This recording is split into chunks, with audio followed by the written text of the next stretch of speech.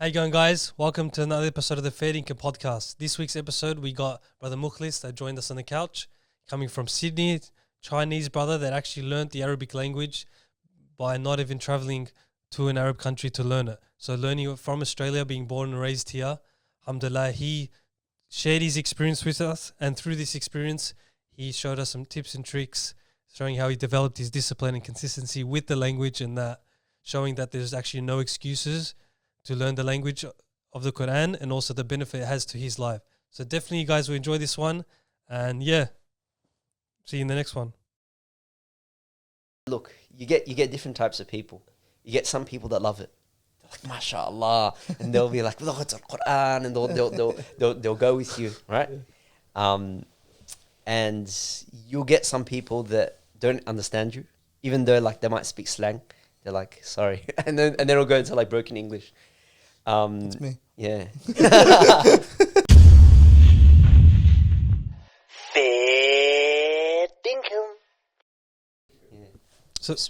So we've with your Arabic story, we find that we're talking about it the other week while we're planning for this episode, and we find it so unique that we don't know anyone like your story, and so we'd love to start from the start just to bring context for people to understand, Inshallah. and understand your foundation and how it quite started in the journey of learning Arabic. Yeah. So where did it all start specifically for you? Like it didn't really start anywhere early on in my life. So I believe I had like sort of your average upbringing for, you know, your Muslim family, Islamic school, learned how to read Quran.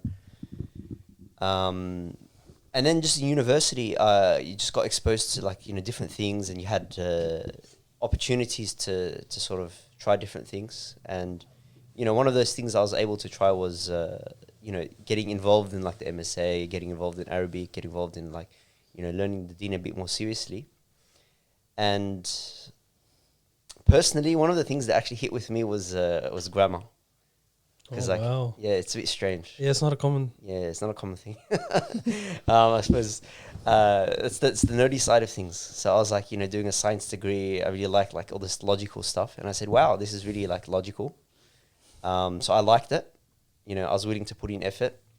And I saw that it was really beneficial. And I did look around and say, look, where are the other people doing this? You know, it wasn't a popular thing, but I said, look, I had to do this. I saw my own role models of people that had learned Arabic in Australia. So I said, look, definitely can be done. And I also had role models that were really good in sort of pushing the idea of having high standards. Yep. You know, they're like, a Quran teacher would say to me, you know, it's complete aib, I suppose, or it's unbefitting really that you're like a dedicated Muslim, but somewhere throughout the life you haven't memorized the Quran. Yeah. He told me that, right? You know, you're a smart guy. You're able to. You've got the ability to do it. Why don't you do it? It's true. Allah. So that's really where it came from. So there was no like one epiphany, like you were just sitting down one day and you're like, subhanallah, like I like, for example, for myself, I'm terrible Arabic. He'll tell you the truth. I was like, I want to get very good at it to the point where it's like, you know they speak about having a relationship with another person. Like, how can you have a proper relationship with another person if you can't even communicate with that person in the language they're speaking to you in, or you can't understand what's being spoken to you, and you just say, no, I love this person. It's like, do you really? Like, That's right. where's the effort? Where's the time and all that sort of stuff put into place? So I wanted to ask, like, how important is a good teacher when it comes to learning the language? Very, very important in the beginner stage. So, like, what you'll find is that a beginner has a lot of issues sort of just becoming comfortable. So, like, because everything's foreign, he is not able to read things, he's not able to go out and just, like, sort of naturally. So, it's like the importance of basically having a parent. Because if you think about a kid that's picking up a language, the parent sort of makes sure that, you know, nurtures them through it, make sure they understand, but gives them the language. Gives them the language, force feeds them, but does it in a sort of nurturing way, does it in a way that, you know, they're able to comprehend and eventually pick it up. And that's a teacher in the beginning stage. You know, a lot of people use this term language parent. And that's the role that the teacher plays in the early stage. So that's the role of it. But I actually think that in terms of developing your language ability, the nice thing is after you get past the beginner stage, the teacher sort of loses its, I'm not saying importance, because it's still important to have a teacher, but it's not a make it or break it, because you can just spend time on YouTube and improve your Arabic. You know, you can open a book, right? And that's actually the more natural way to learn. I actually find it a problem that people sort of then depend on teachers after they get past a certain stage. If I don't have a teacher, I'm not going to progress. I'm not be able to. You don't need that. You know, language is this beautiful thing where, you know, you can pick it up in so many different ways and improve in so many different things that sort of, it needs to go outside of the classroom really. But for the beginner, definitely. Yeah. How can you identify what a good teacher, or who a good teacher is from who isn't? Are you talking about Arabic teacher, right? Or language teacher? Yes, Arabic. Because I want to focus solely on. Yeah. Look, there's a few things. I think the first thing is that the teacher has the right mindset in terms of how he's actually going to get the student past the line. Because some Arabic teachers, their mindset is just like, I'm just doing this as a little side gig, and it's low priority for them. So then as soon as they get busy class, they drop the class. You know, but the teacher sort of has the right mindset. And look, I've got these students, I've this amana that I'm going to take them. It's going to take me at least 2 years, maybe 3 or 4, like part-time. And they've got the right mindset, as in, I'm going to keep these students, I've got to motivate them, but I'm also going to like sort of hold it in high priority on my side of things. And I think that's the biggest recipe for success, or the biggest ingredient that's missing with people that don't succeed, is that, you know, sort of the teacher doesn't have that right mindset of saying like, you know, this is a thing, it's an agreement between me and my students for a few years that we're going to stick it out. Because otherwise, like, you won't get this. This is not talking about like the approach or, you know, his language ability or any other thing. It's just that mindset, like having that sort of agreement, having that right attitude. Whereas, like, we're gonna make it through, and I'm gonna make sure on my side that I'm not falling short. And then it's just on the student, right? But when the teacher slacks, then the student's gonna slack even more. You know, when the teacher cancels classes, when the teacher, you know, is late to class and so forth. Like, how can you expect the students to take it seriously as well? So I think that's the first thing. And related to that is just that the strictness or discipline that a teacher needs to have. Not necessarily just with themselves, in the sense that they're attending, but with the students as well. Because part of the job is that you need to be like a personal trainer.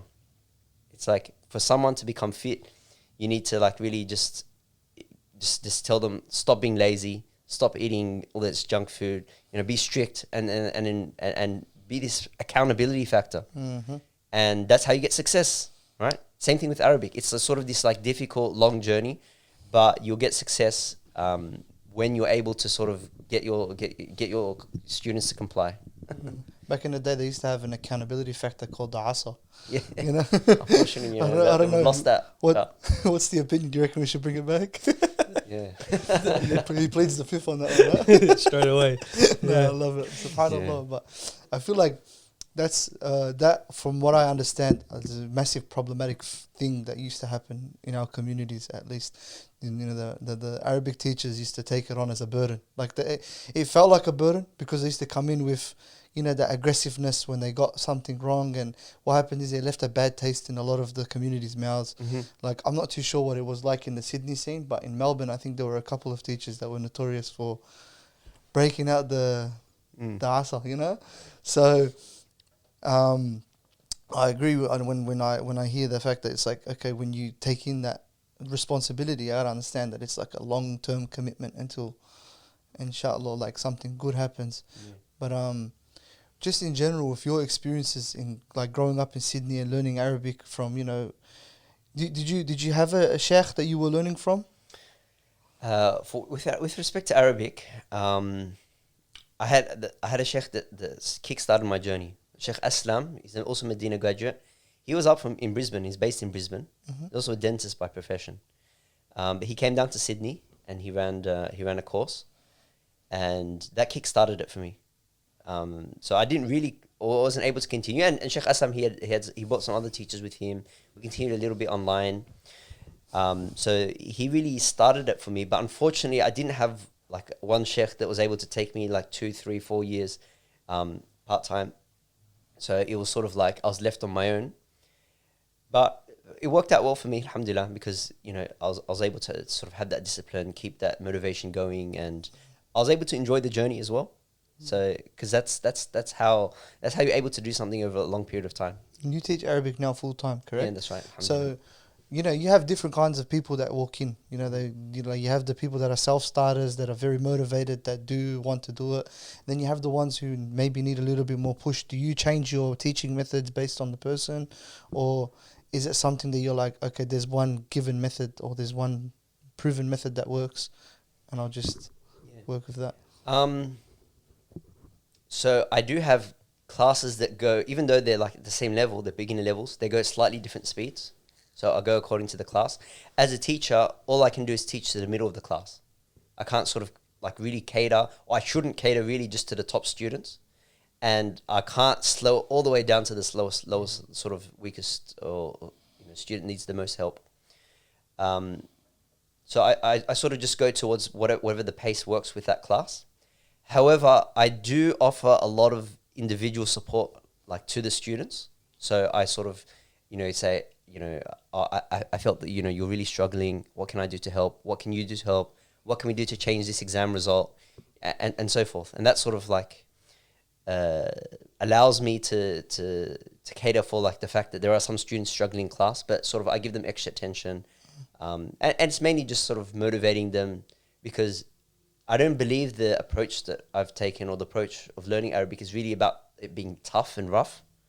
I think it's like something natural that everyone's able to do. It's like a language, right? So really, if you were born somewhere in South America, you'd know, Spanish and maybe some other, local dialects, and that's just because of the environment that you're in, right? And it doesn't matter where in the world, you're going to learn that language. And there's nothing stopping you from learning Arabic. We look at the examples of, our parents or the early generations of when they came to Australia. There was someone that had to learn English, right? And that wasn't their native tongue. They likely had very, very poor English when they got here. But they did it, right? And so it's almost a given. Like, you can pick up the language, and it's a fun journey because it's social. You talk to people, you can listen to things, you can, watch things that are fun and read things that are interesting and so forth. And then for us as well, it's also spiritual. Like as a spiritual journey, you as a Muslim enjoy that and you appreciate that. It becomes something that you really, say, hey, I see that throughout this whole year, I've really, really put in a lot of effort and it paid off in Ramadan. They said this Ramadan was so much better than the last Ramadan, and end of the day, no one regrets that effort that they put. I think one thing that in Taraweeh prayers I started to implement with not Taraweeh, sorry, the Qiyam al-Layl, was actually like being able to read from the Quran itself while the reciter is reciting. And then I think there was Abu Bakr Zud was talking about how you can read the translation so long as you don't utter the words out loud in the salah. Obviously, don't quote me on it. I'm throwing it on him. But just in that alone, like following with the sheikh and kind of being able to read the translation, understand what's being said. I want to talk about understanding the Quran from the point of view like you're actually understanding it from the Arabic that's being said. What's the difference between like reading the translation and then actually understanding it from the Arabic itself? So there's a few things. Number one, it gives you the ability to do things on your own terms. So for example, you said you can read a translation and so forth. But if you're just reading your own salah, you can't do that, right? If you're just, it's not even just reading Quran, it's like the adhkar that you say and so forth. You're not able to do that and sort of like really taste things, right? You can do like sort of preparation beforehand. I had a student that says, look, he very at the beginning of his journey as a beginner student, he said, look, I don't know Arabic, but I studied Surah Fatiha and I feel like I understand it well. Right? And then he said to me, why don't I just do that for the rest of the Quran? And I told him, yeah, you can do that. But that's a very inefficient way to go about it. Like, you're going to very, very slowly spend so much effort to go about it. It'd be easier to learn the language, right? So, and that's the second point, is its efficiency. Like, sure, it's a lot of effort. I think it's like, 2, 3, 4 years of part-time effort. But overall, it's more efficient for you to do that, right? For you as a devout Muslim, like the amount of effort that you're gonna have to go around beating around the bush, it's more efficient, right? Overall, in terms of like your journey. The next thing is that you can then sort of take it to the next level because you allow yourself to make links. You know, Allah subhanahu wa ta'ala intentionally puts links in the Quran where certain phrases are used, where certain, you know, things, and you're able to pick up some of these patterns which you're not able to do when you are just reading a translation, because they might even translate slightly different words slightly differently, but like it's the same word in Arabic, right? Or, you know, it comes from the same root, or it has a certain flavor to it. It allows you to make links between certain things. Like this ayah is, oh, that's similar to that ayah. And it relates this to this part of the story of Musa, this concept and so forth. It's because of like a word. It's like that word triggered something else, right? And it allows you to develop those relationships. I think the other thing is that it allows you to look more into like the structure of the surah, and sort of develop a more analytical lens to it. And I believe this is somewhat of a high level. It's not like, you know, your everyday Muslim. But if you think about, for example, yourself studying VCE English, right? You're analyzing text. That's what you're doing, right? So you're studying text. What was the techniques that you used? How did that allow that, like, you know, his point to come across? And how did he, you know, utilize all of these, you know, this imagery and this simile and so forth. And it's like that in the Quran. You get to a high level where you can deeply appreciate that. Whereas with a translation, some of it might come out, some of it might be lost in translation. And with a translation, you're sort of just going through it. But I think, like, when you're actually thinking about it, you're able to sort of interact with it in a deeper level. And that's actually one of the benefits of not just learning Arabic, but also like having a certain portion of the Quran memorized, because it's something that's like, it's in here, and it's something that you're just focusing on like this, and you know, it creates a very powerful mix, especially when you're doing that in worship. Definitely. I was going to ask for an elevator pitch for why people should actually go out and learn Arabic from this podcast moving forward, because obviously we understand with these types of content, the most important thing isn't that this is ibadah and that's it, I move on with my life. It's getting the motivation to actually go in and put in the work when it comes to the actual ilm, you know, like going to learn from scholars, or going to go and put work in, time into the Quran and learning Arabic and so on and so forth. But yeah, I feel like that was a good enough elevator pitch for me, even myself, to take on board and go, nah, you know what? It's time moving forward from here to actually like put time and effort into learning the language. And like another really cool point is that it allows you to sort of benefit in different modes, because, you know, Qiyam al-Layl is a certain mode of reading the Quran, which may be like more emotional or so forth, but it also allows you to benefit in other modes. So for example, you're reading on a quicker pace, you know, you're reading really, really fast, but it still allows you to benefit from when you're doing that, right? It allows you to sort of benefit just on the short surahs that you're reading. You know, you're not talking about like that deep thing, but you're just taking 5 minutes out from work to pray, and you know, even that, like just the short things that you're saying, you're benefiting from that. It's not just like on the deep times where, you know, it's, you know, the last 10 nights of Ramadan or something like that, and you're doing i'tikaf. It's not just like just the deep moments. It allows you to have these little sweet moments like almost every day. Like, you know. SubhanAllah, there was actually like a statement that the Sheikh said once, like he's like, when you're praying, my Arabic is bad, so please don't judge me, but it says, you're bayna yaday Allah, you're in Allah subhanahu wa ta'ala's hands. When I heard that statement, I'm like, right, like, do you see the difference if I say you're in Allah subhanahu wa ta'ala's hands? It doesn't sound as good, but when you understand it from the perspective of like the actual language that it was revealed in, you're like, oh. Well, okay, let me make a clarification. When you say bayna yaday, it means to be in front of something. Okay. So if you look at Ayat al-Kursi, يَعْلَمُ مَا بَيْنَ أَيْدِيهِمْ وَمَا خَلْفَهُم. Allah subhanahu wa ta'ala knows what is بَيْنَ أَيْدِيهِمْ, what is بَيْنَ أَيْدِي, let's not translate it yet, and He knows what's خَلْفَهُم, and خَلْف means to be behind, right? And that's that like the two are used like that, like, you know, بَيْنَ يَدَيْ and خَلْف, or بَيْنَ أَيْدِي, as well in other places. So like the idea is that it means to be in front. Yeah. So you're in front of Allah. That's what it's saying. So it's not in hand. No, it doesn't. It's like an expression. Yeah. Because it means that means to be in the front side. Okay, so Yeah. it doesn't literally translate to that, does it? No, like if you want to translate literally like that, it does, but it's not. Oh, That's not the okay, correct okay. translation. Yeah. So I thought I was off completely. There It's you go. calm. But I told you my Arabic's butchered, so Yeah. I apologize.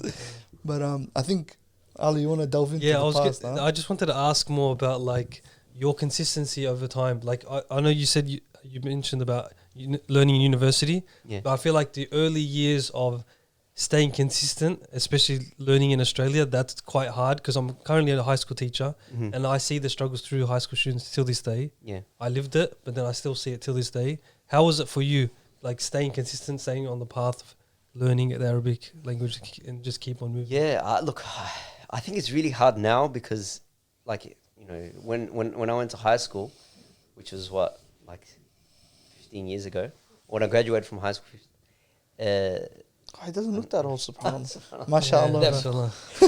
so there wasn't that much distractions, Mm. right? Like when I started high school, I had a brick phone, right? Which like you could play Snake on it, right? If you remember that. The burner. Huh? The burner phone. But as in, there was no internet, there was no Wi-Fi, none of like it was. There was no. You didn't have the distractions, right? That you do now. That now, like it's sort of, the distractions are there, but the distractions have actually conditioned you to not focus. Right, because like the TikTok and the shorts, they actually condition you such that you just want to watch a little bit and then swipe. Right, it's very, very difficult. It's like we have a problem because we're in the age of distraction, where our religion calls us to focus. So we as Muslims have to be people of focus because we focus on the akhirah. We're Muslims that focus, in this life of distraction. That we know that, Allah subhanahu wa ta'ala made a distraction for us, but subhanAllah, so I think it's very, very difficult.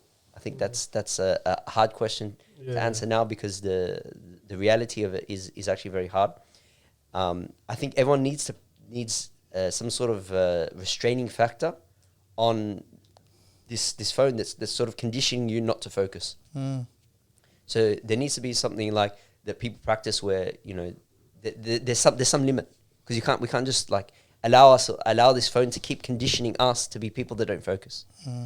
So I don't have an answer to that, but I think the biggest thing is to have some sort of discipline with respect to something like that with your phone. Obviously helps to be in good company, a good environment, because that also there's other people around you. And this is what I'm hoping with respect to things like Arabic, things like starting Islam seriously, that we do have people, but they're sort of just a few in each community. But as our community gets stronger, it's not just a few; it's actually like a significant bunch. There's there's easily 5 people that and then it becomes 10 people, and then it's going to exponentially grow. So these good environments that we have actually really, really grow. And I think it's just something that we need to do, just ensure that those environments are accessible to people. Yeah. That we can sort of, allow people to get into these, circles and allow themselves to find focus in those circles. Yeah, I realized as well, one thing as well, just growing up in the Lebanese community, both of us, speaking Fusha is like foreign, like no one speaks it at all. And it's obviously something you want to normalize in our communities with, whether it's students, whether it's even like family members that are helping other family members learning through that journey. But how was it for you speaking Fusha like to people on the streets or even in Australia? So look, you get different types of people. You get some people that love it. They're like, mashallah, and they'll be like, look, it's the Quran, and they'll go with you, right? And you'll get some people that don't understand you, even though like they might speak slang. They're like, sorry, and then it'll go into like broken English. That's me. Yeah. And then there's a third category that are like sort of like they don't say it to your face in a very explicit way, but they're being like, what are you doing? Like they're sort of they're like, you shouldn't be speaking like this. You're They actually feel like it's wrong. Maybe they'll sort of make a snide comment or something like that.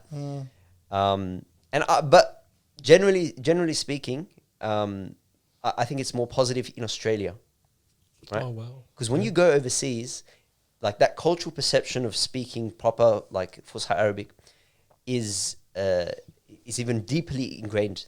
Like that it shouldn't be spoken except on like formal occasions in a classroom setting maybe, but it's completely strange to speak it socially, to speak it on the street, you know. So and that's more deeply ingrained, right? So I say, look, you know, we have an advantage here in Australia where even though we do have like Arab communities that still do feel that awkwardness, it's not like where they'll say, oh, you shouldn't be doing that. They'll actually say, that's great. You know, they actually appreciate that because they know that, you know, it's not over there. Everyone learns it in the classroom, but that's not the case here. Yeah. So it's something that people will appreciate, even if they feel this is a bit socially weird. And I believe that this is something the Muslim Ummah in the next, 100, 200 years needs to overcome. Because like it's a really big loss for our Ummah that we socially don't speak in Fusha, because it makes things easier.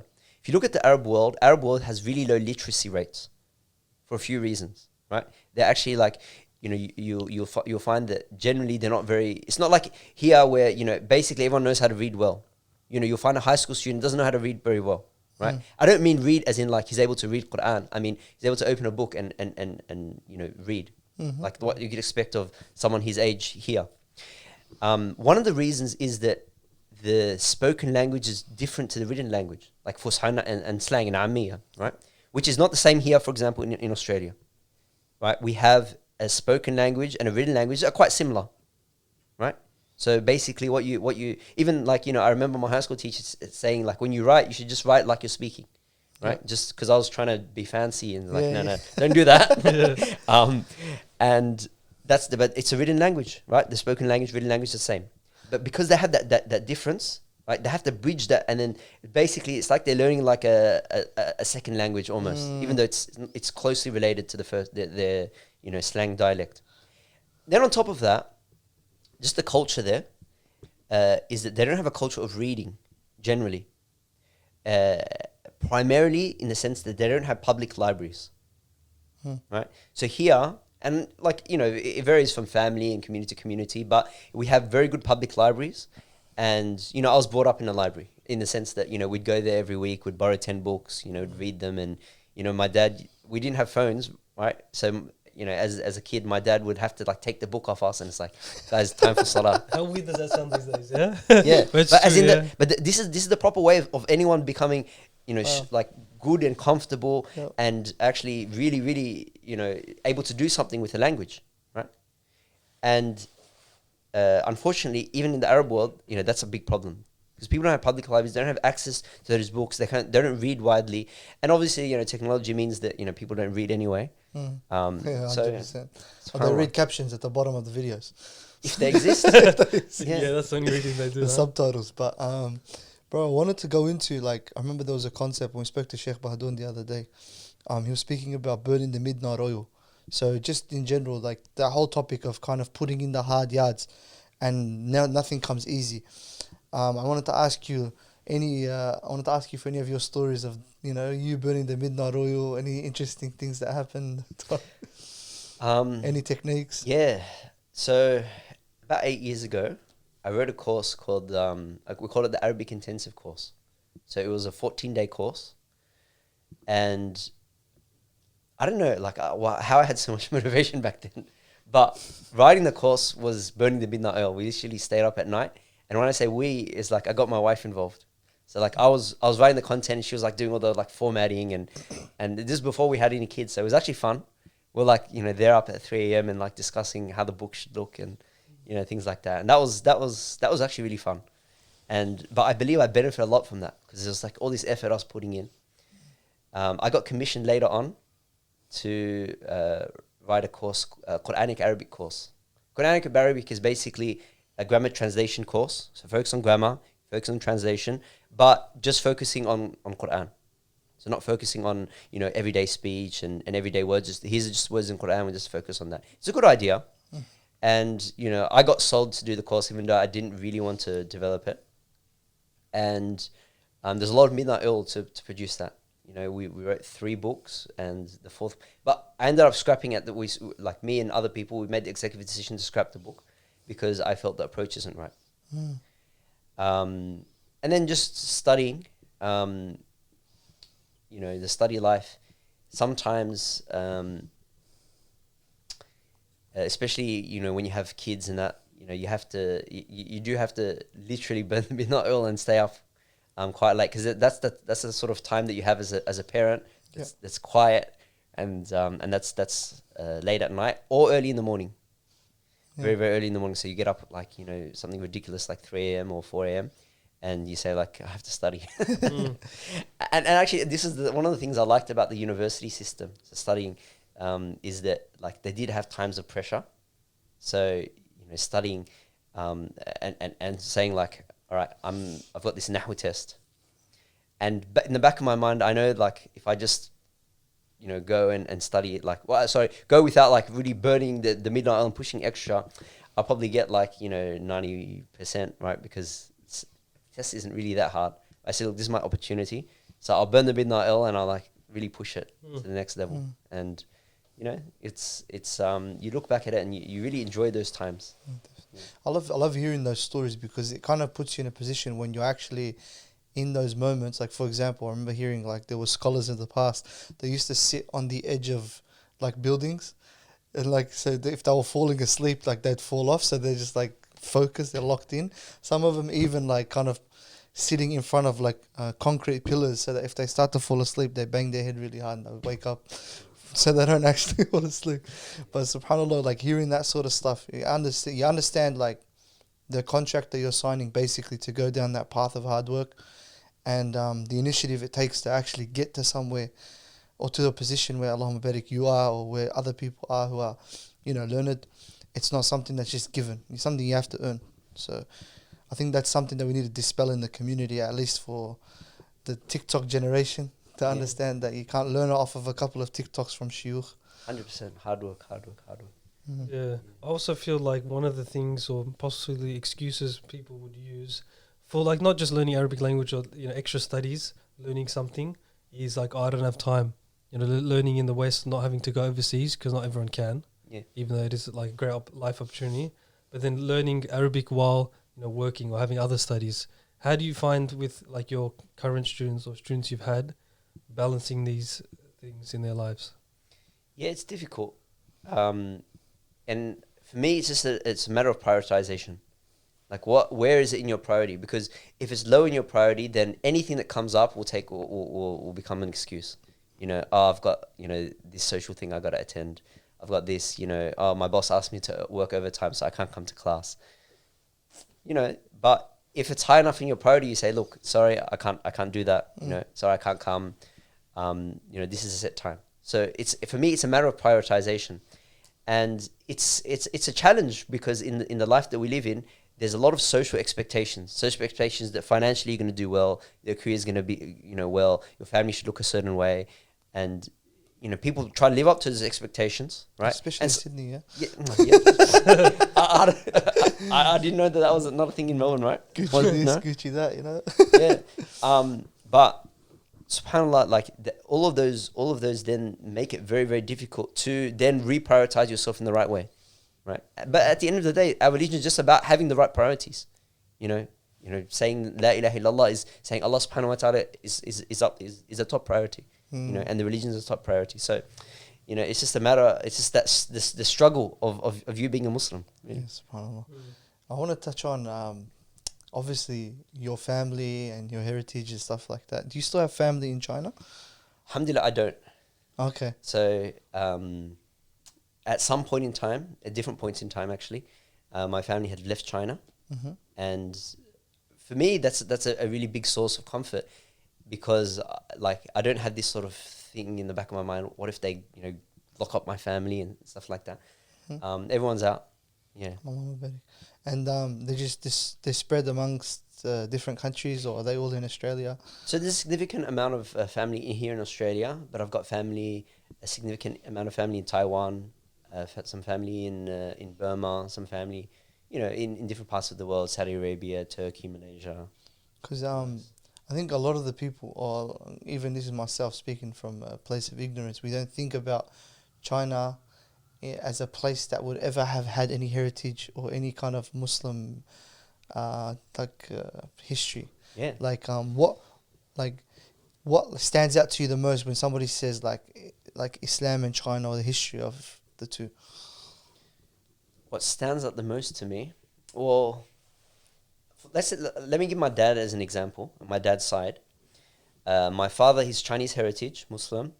Muslim as far back as we know. We're Hui Muslims. So we're very, very ethnically similar to Han. But we've been Muslim for as long as we know.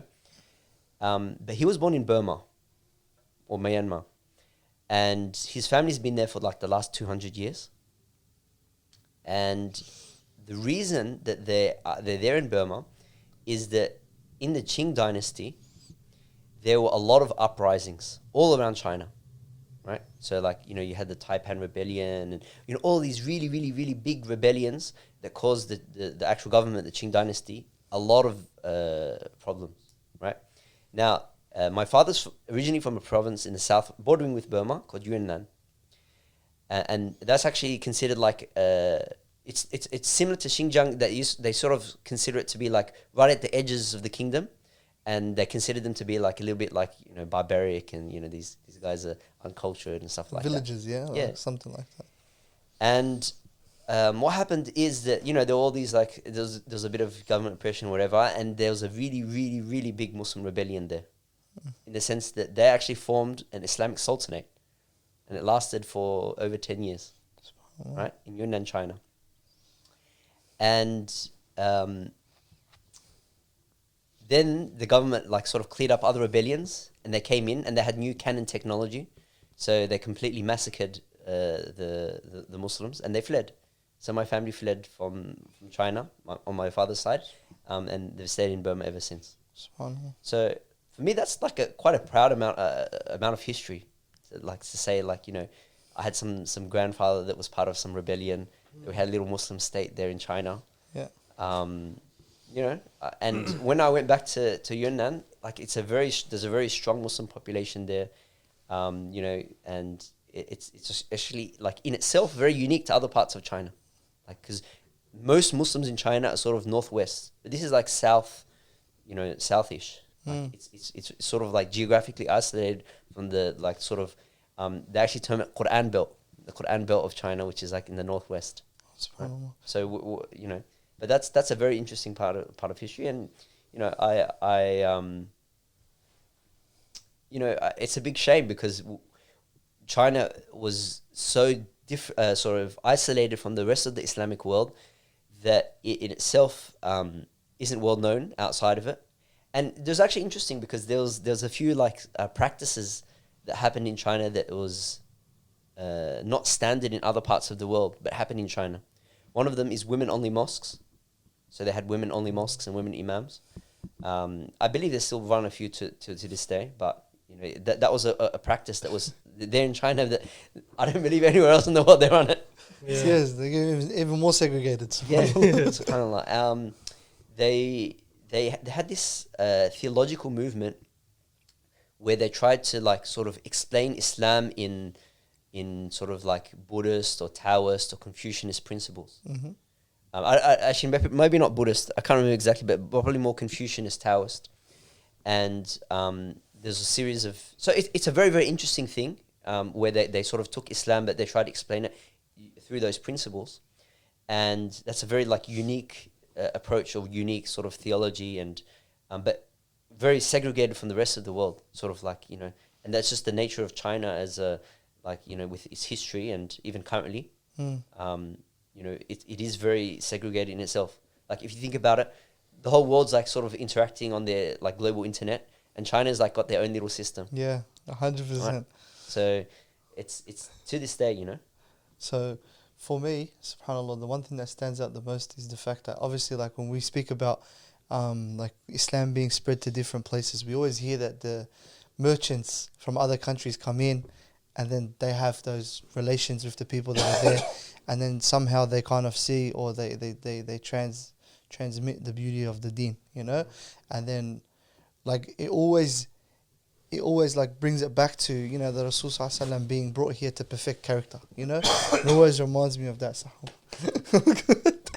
So like for me, when I think about it, it's like the deen is like perfecting character, and that's like the most important thing, subhanallah. When you come across like a different person from a foreign place, what's the one thing that you feel is like the most important way to kind of break that ice? You know what I mean? Because you went to obviously like Medina, and in Medina University, from my understanding, there's people from all walks of life, subhanallah. Like, how do you deal with that yourself? And just if you have any funny experiences or anything like that, I'd love to hear. In Medina University, it's a nice experience in the sense that everyone's like a young Muslim man, right? And it's also really nice in the sense that the common language everyone speaks is Fusha Arabic. So that's a really unique thing about that university campus. Even when you step outside the campus, it goes to Saudi slang. But inside the campus, everyone sort of sticks to Fusha. So, you know, that is actually one of these really nice factors that, you know, you've got. It's like, you know, when we speak English and it's like, you know, we have our slang and so forth. You know, you connect a lot more to Australian than you do to like an American, for example. It's because like there's linguistic similarities. So I believe that there was that. But to be honest, I think the time in Medina University is also a little bit awkward because there's a lot of people that are there to just study, and a lot of them are nerds. So like, so you're sitting in a car, you're going to the Masjid Nabawi together. You know, you pay like 2 or 3 riyals, and you get a spot in your share car, right? And let's say you're feeling conversational, so you try to talk to the other guy. He doesn't want to talk to you, right? He's like, you know, revising something or try to, you know, he doesn't want to talk to you. He's not so sure. So like, I felt in some parts of it was like a little bit awkward, but there are parts where you know, people hang out, and you know, they do take it easier. One of the really cool things was African brothers. They're very, very social, like subhanAllah, they're a lot of fun. And like when we say like, you know, African, we only know certain nationalities because there are certain like African brothers that we know. But like there, you know, you got to meet like brothers, you know, from like Mali, from Guinea, from like, you know, all these different places of different African countries, and generally very social as well. It came to it, you know. So, you know, I sort of really miss that because like, you know, you don't get these guys are like the clowns of the class. Like, you know, they have no idea, but they'll like, you know, teacher asked them, for example, we're going through poetry, and then they'll be like, which poetic meter is this? And they'll come out and they'll give it a go. They'll try to sing it in this one and that one, and you know, they'll run amok, but it's really fun. Yeah. Oh, It's good to have a balance of that within the classroom, especially. Yeah, That's right. I find it honestly, I find it actually amazing, like how proud you are of your history, and I guess obviously you can correct me if I'm wrong, like how it plays an impact on your own legacy, or trying to build it, at least develop it through your studies or after your studies, seeing what you can do with, you know, the platform you have and community in front of you. How is it towards walking like your community, trying to make it your own impact? You mean in terms of like the Arabic side of things? Yeah, so in terms of Arabic, like helping other people in your community, you know, having your classes, your students, helping them through their journeys. Yeah, it's a nice novelty, I think, like the fact that, you know, there's this Chinese guy. Pretty cool. Yeah, it's a novelty. I think actually that helps. It's a nice like factor, you know, because, you know, like there'll be like, you know, these young guys that are coming to my classes, but like their dads would be like, oh yeah, there's some Chinese guy teaching him, you know, something like that. So it's funny, but you know, people, subhanallah, you know, as I said, I'm probably more Australian than Chinese. Like, you know, that's my heritage, and I believe that's really important. But you know, when I was in China or when I interact with other Chinese students, I feel there are actually a lot of cultural barriers between me and them. So, you know, that's also just because, you know, I'm just a product of my upbringing here. So, you know, that on the other hand, it doesn't really play that big of a factor. Sort of my Chinese heritage in terms of that. I think it's more that I've been able to focus on this one sort of goal of Arabic, and it's a nice factor because it's a unifying factor. Like there's no Muslim from any culture, from any religious background or anything that says it's not important. Everyone says it's important. So it's a really nice unifying factor, and alhamdulillah, I've been blessed to sort of work in that sphere, and there's a lot of work to go. Yeah. I want to touch on growing up you grew up in Western Sydney, correct? Yeah. Around the Lebanese community there. Yeah. What was it like for you growing up? Obviously, like visibly different to the common Lebanese brother and sister. Well, you see, like let's say I was in a primary school class where 70% were Lebanese, and I'd just pick up words. I didn't even know the meaning of them. My mum would actually tell me stories like when I come home as like a 5-year-old kid in kindergarten, and we've got a Lebanese neighbor, Lebanese Christian, that I would be like shouting over the fence to the other kid like "Aib Shum," and like I didn't even know what it meant. 100% sure I didn't know what it meant, but I would just be saying like people are parrots, and that was me. Nice interesting node point. Aib Shum is originally Fusha, and it actually means Aib Shu'um. A Shu'um is to have like an evil omen. So like when I found that out, I said, whoa, I think that's theologically a problem to say Aib Shum, because you're saying like, Aib of some sort of evil omen, or, Tasha'um. Tasha'um in Islam is not allowed for you to sort of say like something and say, look, no, I believe there's bad vibes, or that's evil. So, but I think it's created, it has a different cultural connotation, obviously. So you can't sort of take it back to some sort of nerd linguistic route and say, no, this is a bit haram. But yeah, and so another interesting anecdote. I came home. My sister's a year younger than me, so I was like a 5-year-old, and I taught my little sister the word khanzir, but I don't think she really knew what it was, and I didn't know what it was. Maybe I did, maybe I didn't. And then we've actually got this audio recording of my sister, saying, talking about like a little imaginary friend, and she was a little khanzir. Oh my God. So like obviously I internalized some of these words, and then this is what you get. Yeah. So you just, when you were growing up, you were a 15-year-old walking to the local man'ush shop with the rest of the boys. What was interesting? So like I started in a Muslim primary school, and then in the high school I went to like a public high school, but it was like a selective high school, which means that it's like 80% Asian, 80% Chinese actually, right? But the cool thing is that next to that high school we had a man'ush shop, right? This is in a like Chinese area, like Hurstville, right? Chinese area of Sydney. And we're all these Chinese guys hanging out, and we'll go walk to the man'ush shop, and we'll buy like, can we have a za'atar, and then we'll we'll put like cake the chili on the lahm al-ajin and all that. Yeah. There's all these Chinese guys. So yeah, that was me as a 15-year-old. I love it. You ever break out the yawaili? And Is that a bad word? That's not a bad word, is it? no.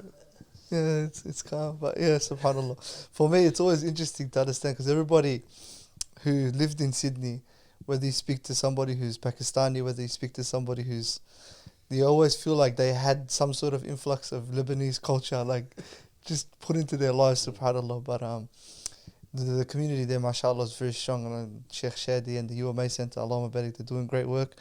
I think they're creating an Islamic institute, like an Islamic studies institution there, so that people remember how the way they were like talking about whether or not you have to go overseas, like to actually learn the deen.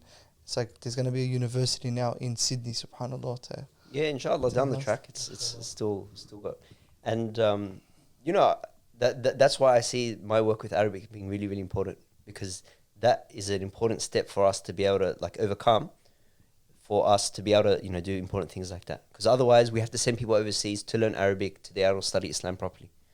But if we're able to pass that step and pass it quite well, then we can actually have really strong programs here. I'm gonna take this to be a little bit selfish. I'm gonna ask about something personal to me. So I'm currently at the point where I know my alif ba ta, Abdurrahman's laughing because he knows I failed Tajweed. So I'm on my alif bet and I feel like I'm at a beginner level, but I've always been pushed towards actually doing tajweed as the beginning phase or my entry level point to learning the Quran and so on. Do you think that's a good way to begin, or do you feel like there's other facets I should have down pat before I get into that? I think now with the Arabic scene, because the Arabic scene is not very spread out, and it's not like there's a million classes that you can attend, and it's very available. There's actually limited number of classes, limited number of teachers, and all of that. However, if you look at the Tajweed scene, you look at the Quran scene, it's a lot more readily available. So I believe that people should, at the current stage, take the Quran scene, take the Tajweed scene, improve their Quran to the point that they're fluent reading, right? And that's not learning Arabic, not understanding anything really, but you are fluent reading, and then after that, continue with the Arabic journey, right? And it shouldn't be that way, right? This is the advice I'm giving, but I believe is practical. But the proper way that it should be is that our community should be able to cater to people learning the Arabic language while they're learning Alif Bata, right? Because language, like, it starts orally, right? Like you listen and you speak, and you don't even need to learn to read and write to start with, right? So it should be that way, but at the moment it's not, and it's something that we should work towards. But it's important that we don't say it's just Tajweed, because then that's basically saying, hey, let's try to get you to learn how to read, and if you can know how to read but you don't understand anything, then that's great. That's what we want. But it's rubbish, right? It's very low standards. So it needs to come somewhere in the journey, but at this stage, like, focus on that first, because it makes your journey later on easier. It makes the Arabic teacher's journey easier. Because when you have a student that's still struggling to put letters together and being able to just read a word out, and you've got another student who's like Hafidh Quran and he's flying through things, it's very difficult because they're in the same class. I remember sitting in the class with a 6-year-old, Allahumma barik, this is a machine. He's just killing it, and he's reading the surah. He's like, the sheikh will be like, read the middle of the Quran, open the book, bang, and start, and he'll just go, mashallah. And I'm just sitting there like, I'm a whole 28-year-old man looking at this little brother like, look at him really go, subhanAllah. It's not about being disheartening. I feel like and I think this might be an important thing for people to understand when they go on that journey. It's like, it's a humbling experience. That's right. You have to especially Quran and Arabic, because they're the long journeys, but they're the journeys that you make mistakes. They're the journeys where, you'll be humbled by a 6-year-old, So that's the reality of it, in that, whenever anyone corrects you, you've got this little ego where it's like, oh man, like I'm making another mistake. No one likes to be corrected. No one likes to be said, you've done this wrong. But that's the reality of, like, learning the language, learning to read, of learning to perfect something like Tajweed. It requires you to remove that ego, and that's part of the journey. I'd like to know, in maybe not just Western Sydney, but like in Australia, like Muslim Ummah, what would be your vision? What would you like to see for the future about, like, in terms of Arabic development? So there's these camps that they run in US for Mormons, I believe, or some other Christian. And what they do is that they'll, like, you apply, you say, I want to be a missionary. They'll randomly choose a country for you. Right, so let's say you get chose to go to Korea, which is apparently a very popular destination. So they take you into this camp, and in 6 months, right, it's intensive. They teach you Korean, and then they send you to Korea, and you do like their da'wah. They go around, they talk to people about Jesus Christ. Now that's amazing, 6 months, right? And we don't have things like that for Arabic. Like there are brothers, for example, that go to Egypt and Arabic to get results in like a year and things like that. But it's very unstable. It's not like sort of standardized like that. And I don't believe that we have optimized teaching techniques. Like, I believe that, I can come up with a program, 6 months, 1 year, that someone can come from anywhere in the world and come out with some nice Arabic, right? Then it's not too much of a investment to make, because you're doing 3 months, 6 months, 1 year, once off. So sort of my vision is to have somewhere in the world. It'd probably not be in Australia, but somewhere where we have this Arabic hub where people can come. Hopefully, it's affordable, and it's something that people can do. But that requires, I think, a lot of effort in terms of just working on like techniques, the best approach, and alhamdulillah, that's what I'm working on now. Oh, beautiful, mashallah. Because I believe that you studied in Medina. What specifically did you study, bro? When you I graduated from the Arabic faculty. Okay, there you go, subhanallah. So from my understanding, or from what I've read, to become somebody who seeks knowledge to remove ignorance, it's wajib. Is that correct? Is it wajib? Yeah, no?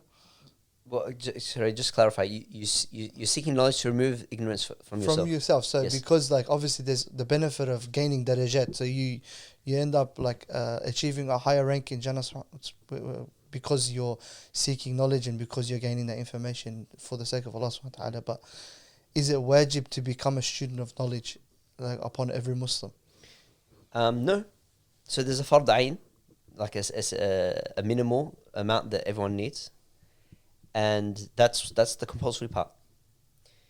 And everything else is optional. But I'll make 2 comments about that. Number one, it's not exactly clear what the fard ayn is, because different scholars sort of looked at it from different perspective. Last night in PGCC, I was talking about the fatwa of Ibn Taymiyyah, where he says that learning Arabic is obligatory. He says it's wajib, right? And then, but he continues in the next sentence and he says it's compulsory for Muslim then to know the meaning of the shahadatain, right? So I believe there's a certain minimum amount of like Arabic that might be there in the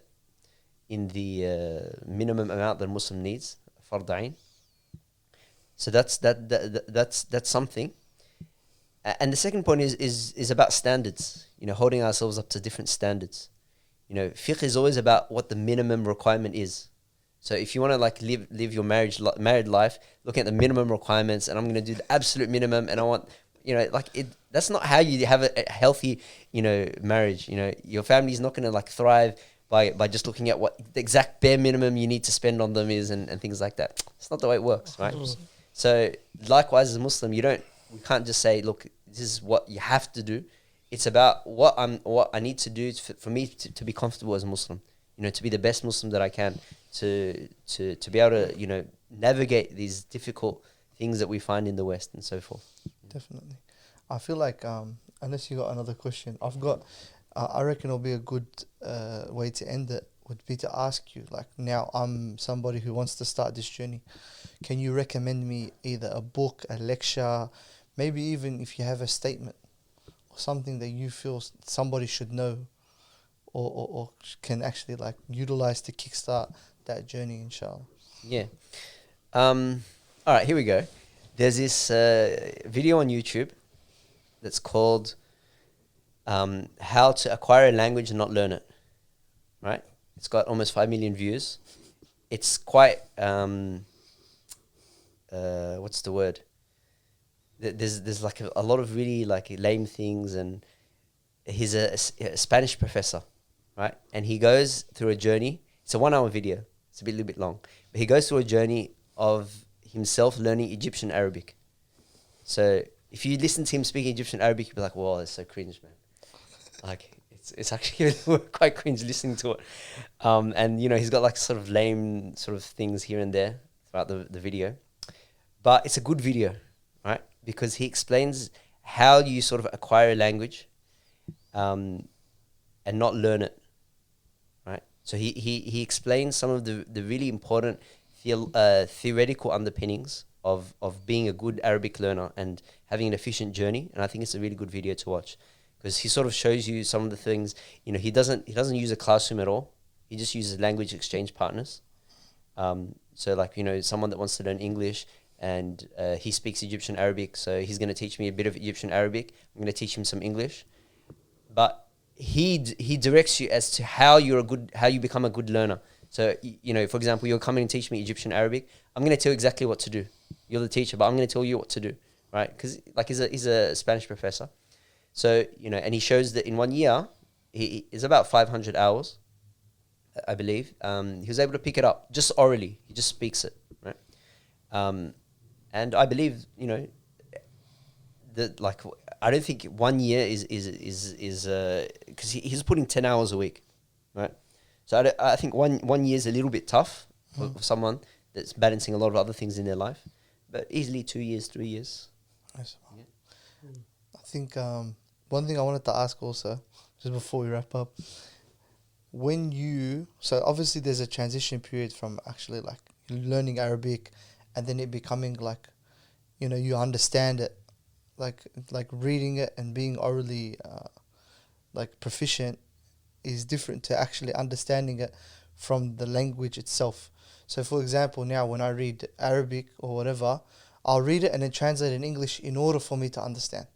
Does it ever become, or when does that point come where you're reading it and you're understanding it in the language that you're hearing it in? 100%. That will happen. How long does it need to happen? I don't know. Maybe somewhere in the 1,000, 2,000 hour mark of like, you know, you taking in Arabic and this is why it's important to learn it in a natural way, like not to focus too much on grammar in the beginning, to focus on just like listening and reading and maybe a bit of speaking, because then you get a natural feel for it. That's what you're talking about, being able to naturally feel the words and so forth. And the reality is that it's an open-ended pit, in the sense that you can study Arabic for 1 year, you can study Arabic for 5 years, you can study Arabic for 20 years, like Imam Shafi'i did, right?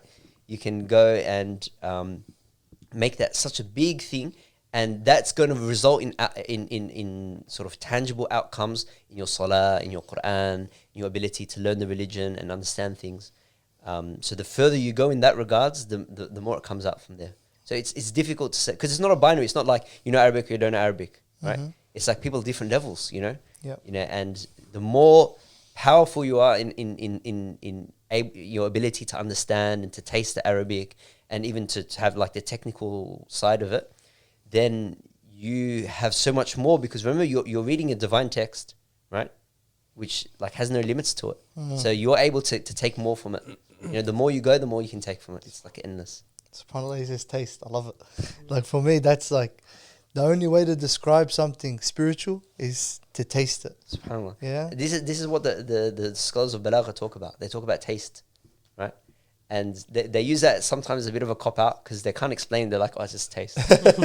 But they're right. Like, it's very, very difficult to explain. They actually made the whole science of Balagha so they could try to explain things. Because otherwise, it just all goes back to taste. You know? I feel like that's a perfect way to wrap up, bro. Jazakallah khairan for joining us on the podcast, bro, Mukhlis. I know you had a jam-packed schedule. And wallahi, bro, we'd love to have you on again, inshallah, when you come down to Melbourne. Inshallah. Maybe we speak a little bit more about the history of, you know, China and Islam and stuff like that. But I need to learn Arabic, so I will talk to you after the podcast, inshallah. Don't forget to like, comment, and subscribe on the video. And yeah, we'll see you next time, inshallah. Assalamu alaikum.